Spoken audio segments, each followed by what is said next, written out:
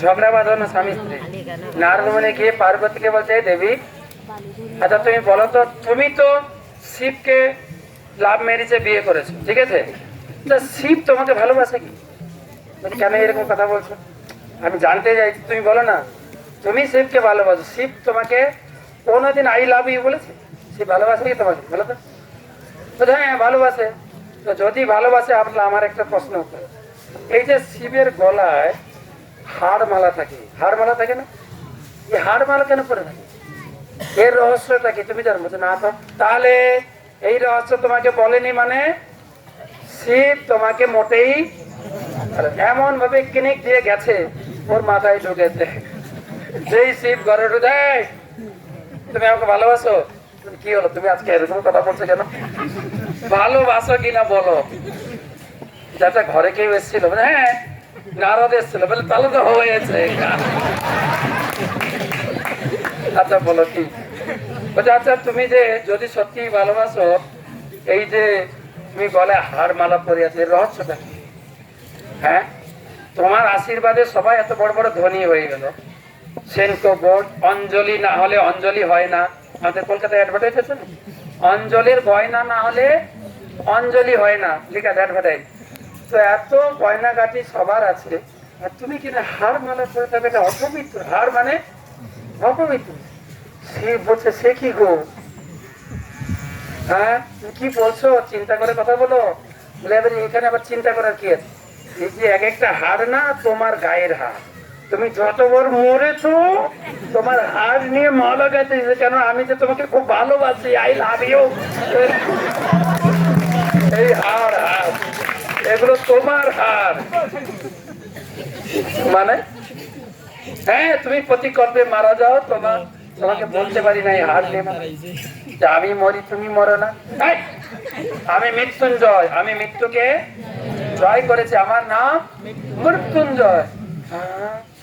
তাহলে আমাকে এই মন্ত্র দাও, আমি মৃত্যুঞ্জয় হবো। বলে মৃত্যুঞ্জয় হতে গেলে একটাই ক্যাপসুল খেতে হবে। বলে কি? ভাগবত শুনতে হবে। ভাগবত শুনলে তুমি মৃত্যুকে বলে যা করার দরকার করাও, আমি মৃত্যুঞ্জয় হবো। চলো।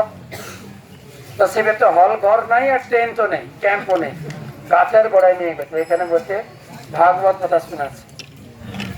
শিব ঠাকুর যেরকম শোনার আকুলতা, সেরকম কথা যখন বলেন, একদম ভগবানের ধ্যানে মগ্ন হয়ে কথা বলে, বলছে আমি ধ্যান মগ্ন হয়ে কথা বলবো, আর তুমি শুনবে। আর তুমি শুনছো কিনা আমি কি করে বুঝবো? হু দেবে, হু দেবে। খায় কেটে ঠাকুমারা করতো না, যে রাত্রে বাচ্চারা খায়, ঘুম পাড়াতো, ঠাকুমা আমি গল্প পারবো, তুমি হু দেবে। হু বন্ধ মানে বাচ্চা সুইচ অফ, তাই না? বাস। তো এখন আর এত গল্প পাঠতে হয় কেন? সারাদিন এত পড়াশোনার চাপ, মায়েরা এত নিষ্ঠুর হয়ে গেছে, বাচ্চাকে ঘুম থেকে উঠে টিউশন, স্কুল, হারমোনিয়াম, নাচ, কম্পিউটার, স্পোকেন ইংলিশ, এত ঠেলে ঠেলে রাত্রে ডিনার খেয়ে বিছানায় ফেলে দিয়ে আর গল্প পড়াতে লাগে। আগে ছিল কি? আগে আমাদের জীবনে এত পড়াশোনা ছিল। তো তখন শিব ঠাকুর বলছে তুমি কথা শুনলে হু দেবে, আমি কথা বলবো। তো কথা বলছেন শিব, কথা ভাগবত কথা চালু করেছেন।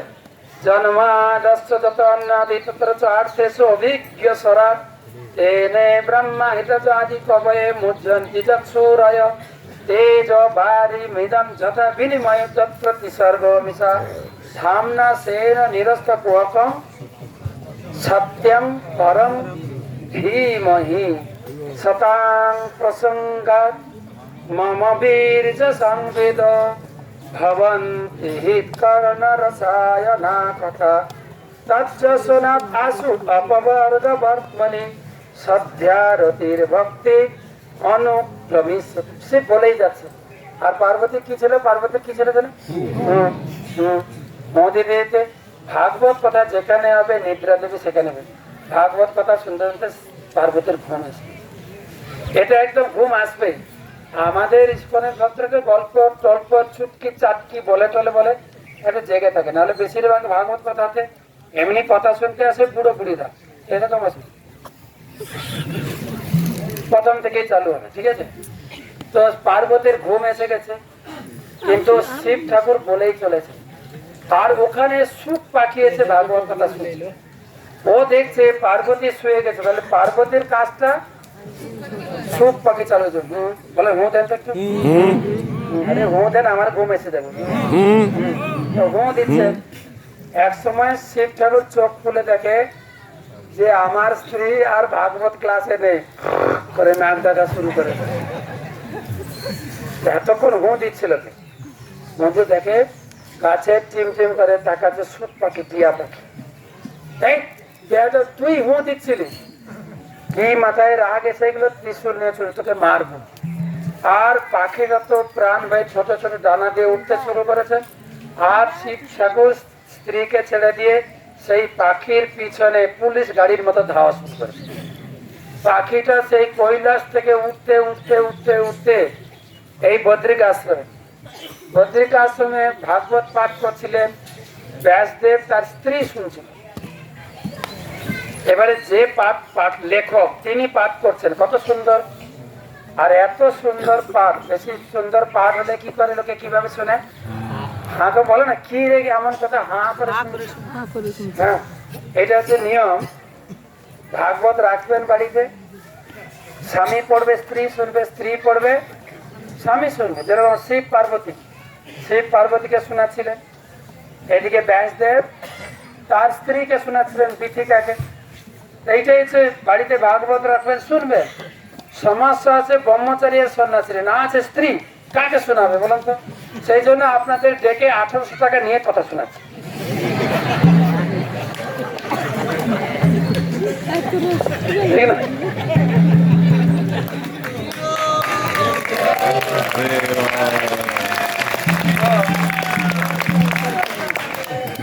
পাখিটা ব্যাসদেব হাঁ করে শুনছিল তো, একদম পাখিটা ভিতরে ঢুকে গেছেন মায়ের পেটে। এবারে পাখি তো চলে গেছে, পিছনে কে ধাওয়া করছিল? কে? শিব ঠাকুর দৌড়ে দৌড়ে এসেছিল। ওখানে সে বেশ বসে দাঁড়িয়েছে। ব্যাসদেব ধরপড় করে বলছেন, আমার ঘরে শিব ঠাকুরকে অনেক সান্ত্বনা, হাত পা ধরে প্রার্থনা করে সান্ত্বনা করে, কি হয়েছে আপনি এত হাঁপাচ্ছেন?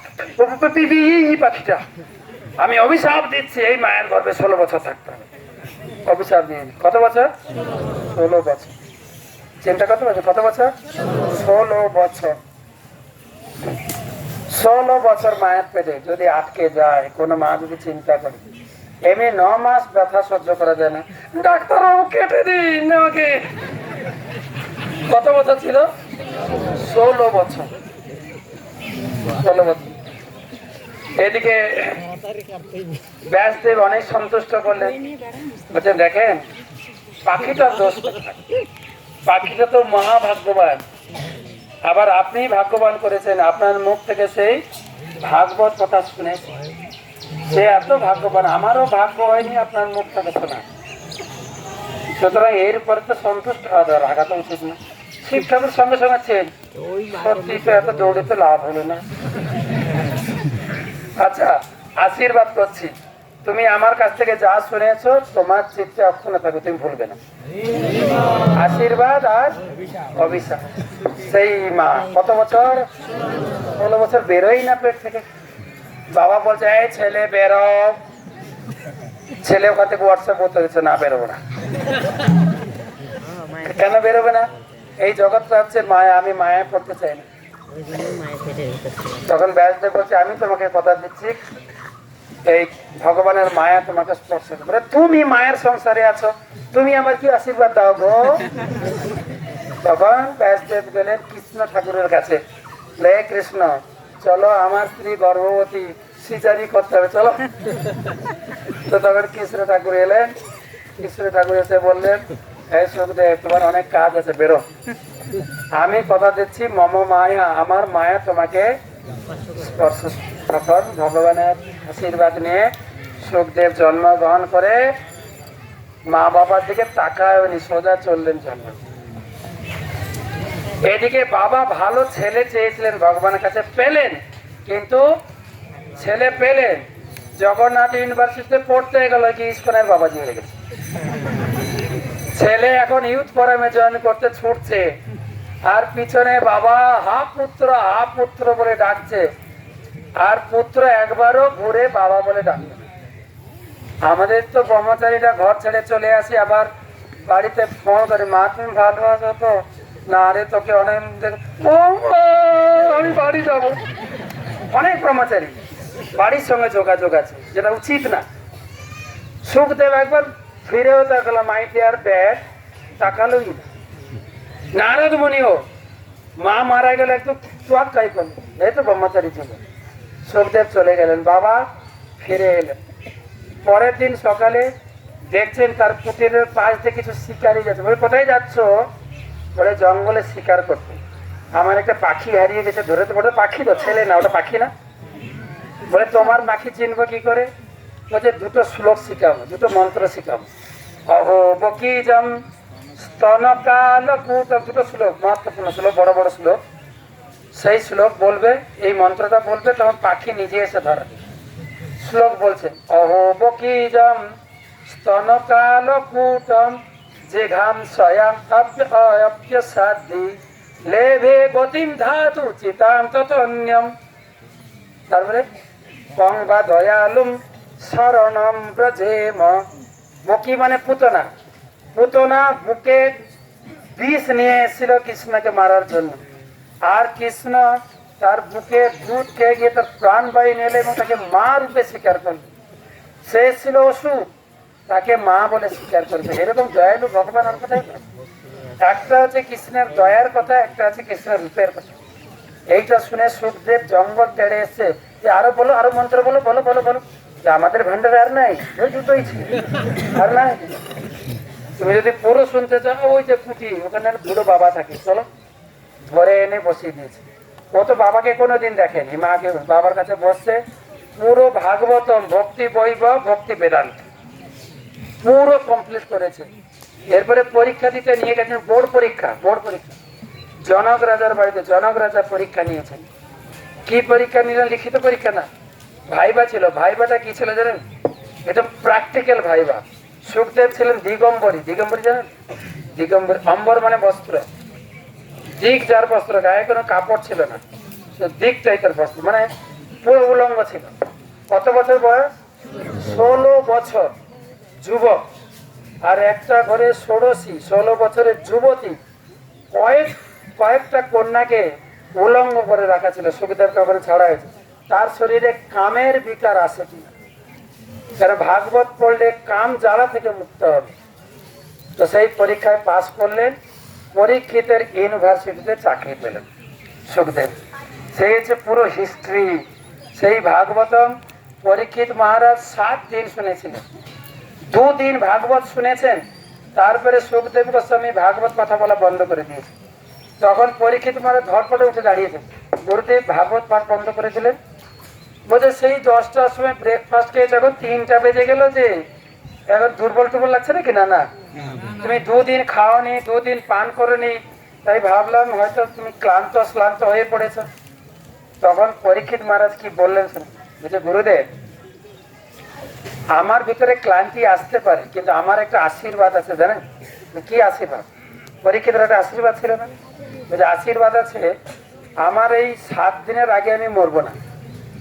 এই 7 দিনের ভিতরে না খেয়ে গ্যাস্ট্রিক আলসার হয়ে যাক, মরবো না। মরবো কবে? 7 দিন। কথা বলুন, অসুবিধা কোথায়? বলুন কথা। আরেকটা কথা হচ্ছে, আপনার মুখ থেকে অমৃত পান করছি। কি পান করছি? অমৃত পান করছি। সে অমৃত পান করার পরে কি ভাত ডাল খেতে লাগে? গুরুদেব ভাগবত কথা বলুন। সেই হচ্ছে ভাগবতম কথা। পরীক্ষিত মহারাজকে 7 দিন 7 রাত শুনিয়েছিলেন। আমাদের অহভাগ্য, সেই ভাগবতম ছিল প্রভুপাদ, তিনি সরল ভাষা করে আপন আপন ভাষা দিয়ে গেছেন। আমরা সংস্কৃত পড়তে পারি না, কিন্তু বাংলা সরল ভাষা। তার উপরে বড় কথা হচ্ছে, আমাদের পরম পূজ্য সেই সময় ভক্তিচারু স্বামী গুরু মহারাজ, তিনি মিষ্টি বাংলা দিয়েছেন। মিষ্টি বাংলা। কি বাংলা? মিষ্টি বাংলা। বাংলা ভাষায় দুটো আছে, একটা হচ্ছে সাধু ভাষা, আর একটা হচ্ছে চলিত ভাষা।